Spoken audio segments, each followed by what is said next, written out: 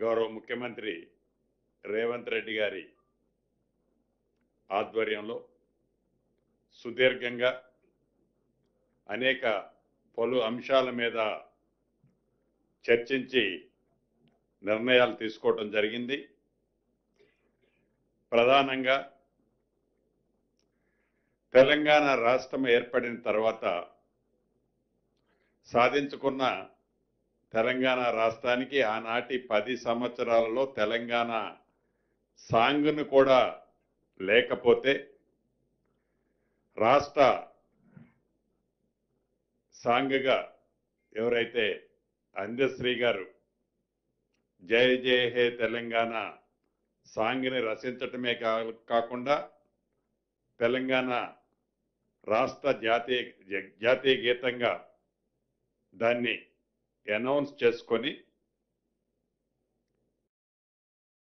కొద్ది నెలల్లోనే వారి మధ్య అకస్మాత్తుగా మన మధ్య నుంచి దూరంగా కానరాని లోకానికి వెళ్ళటం జరిగింది. ఆ కుటుంబానికి ఈ రాష్ట్ర ప్రభుత్వం, రాష్ట్ర ప్రజలు రుణపడి ఉన్నారు. ఆ రుణాన్ని ఉడతా భక్తిగా తీర్చుకోవాలి అని ఈరోజు కేబినెట్లో వారి కుమారుడు దత్తసాయి గారికి డిగ్రీ కాలేజ్ అసిస్టెంట్ ప్రొఫెసర్గా రాష్ట్ర కేబినెట్ ఉద్యోగాన్ని ఆమోదించడం జరిగింది.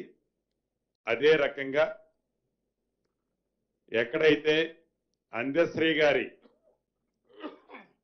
అంతిమంగా ఏర్పాటు చేసిన ఆ ప్రదేశాన్ని ఒక